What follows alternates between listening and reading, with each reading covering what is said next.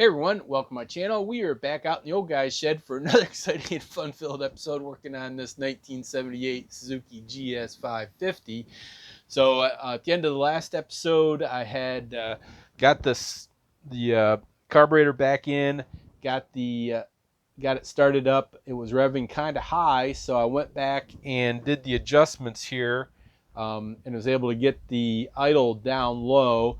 But now let me show you what's going on next and what my plans are to do next to this darn thing. All right then. So the good news is I was able to reduce the idle by just doing the adjustment screws here. So that worked pretty good. They're pretty far in. I think they're half a turn, maybe even less on some of them out from the stop. So I'm probably running out of adjustment room on these adjusters here. And then if I look at the spark plugs, get this one out here. All of them are pretty carbon fouled. You can see there. It's and this was. So I let it run for about 15 minutes here in the shed, and then just took it for a quick spin around the neighborhood. And yeah, so we're still getting carbon fouling, but I'm feeling a little bit better about it now. That I think I can. So here's what my plan is I'm going to take out the carburetor again. But now that these adjustment screws, I can actually tell that they're making a difference to the adjustment. Before you couldn't really tell. Before I take the carburetor out again, I may take another swing at the color tune to see how the spark looks now on the sparks, and see if I adjust it down anymore, if that helps. But I think really what I need to do is take the carburetors back out, take the top end off, and then I'll adjust the needle valve down, and also a small adjustment on the sliders down even farther. So I think that's the key, and then that should give me a little bit more range on the adjustment of these screws here. So that's my plan. Let me get at it. Like I said, I think I'll go ahead and try the color tune just once real quick, just to see what adjustments, see how the adjustment looks. If I can get that color right, maybe I don't have to take out the carburetor, but I'm pretty sure I'm going to have to take this out one more time to adjust the slider and the needle valve down to limit the flow of fuel. So let me get at it, and we'll be back later.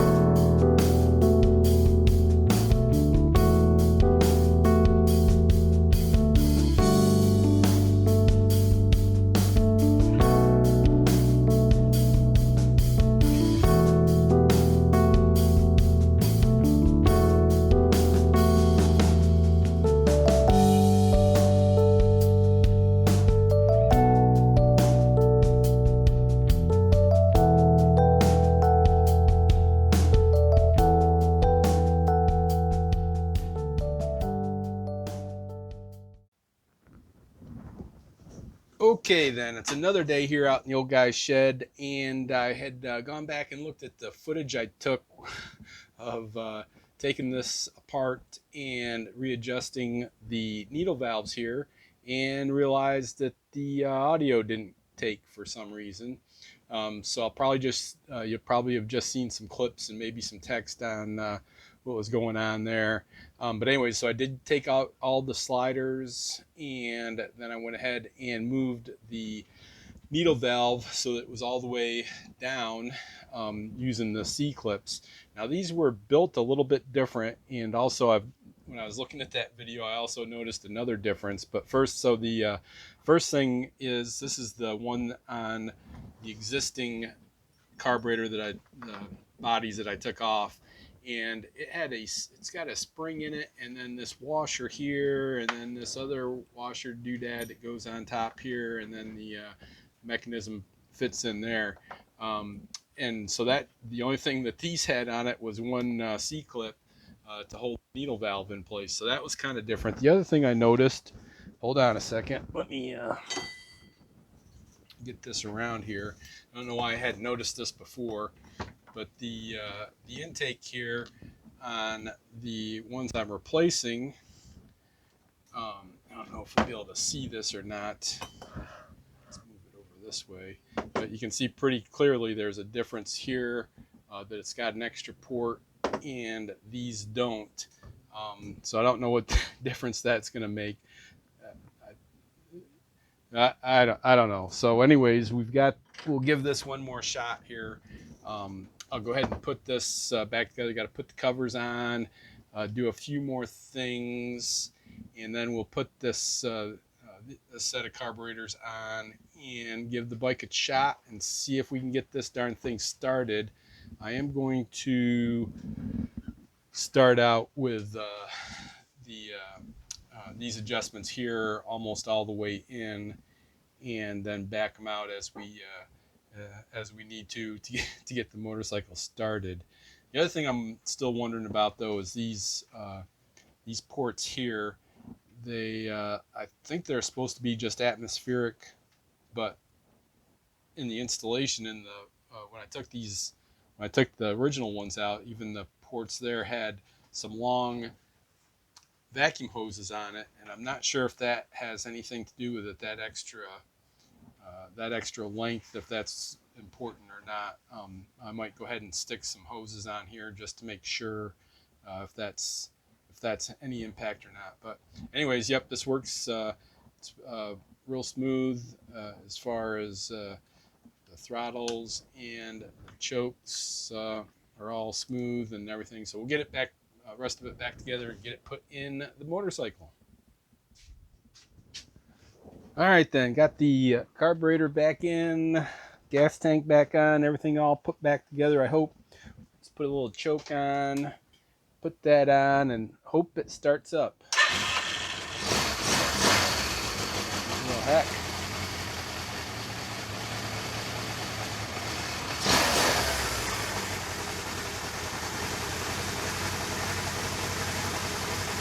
Woohoo!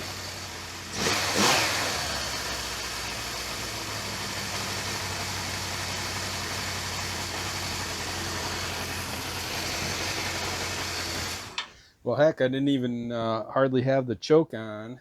Started right up. I'm going to go ahead and put the seat on it, and then I'll ride it around a little bit, and then check the darn spark plugs again and see if we still got carbon fouling. So I'll go ahead and pause here, and we'll see. So if I ride it around, and I'll let it cool down. So I'll probably be back out tomorrow morning to check on it.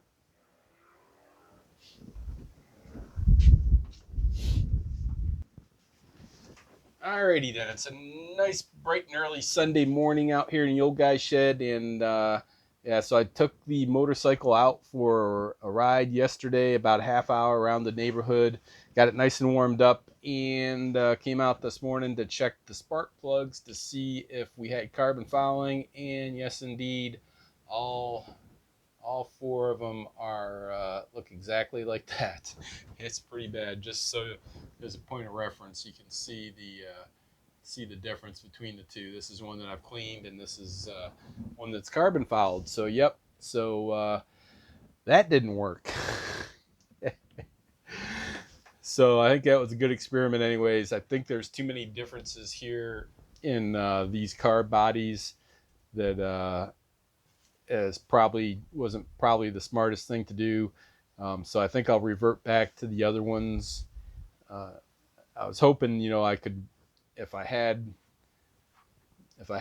one or two spark plugs that maybe looked good, I could maybe mix and match these throttle carburetor bodies. But nope, all four of them are the same. And the adjustment, the only adjustment on these throttle bodies is this one adjustment here, and this is only open about a quarter turn. so if I'm still getting too much fuel in there, with that being open a quarter turn, then there's probably not a good idea here to keep trying to mess with these guys. So yep, we'll go ahead and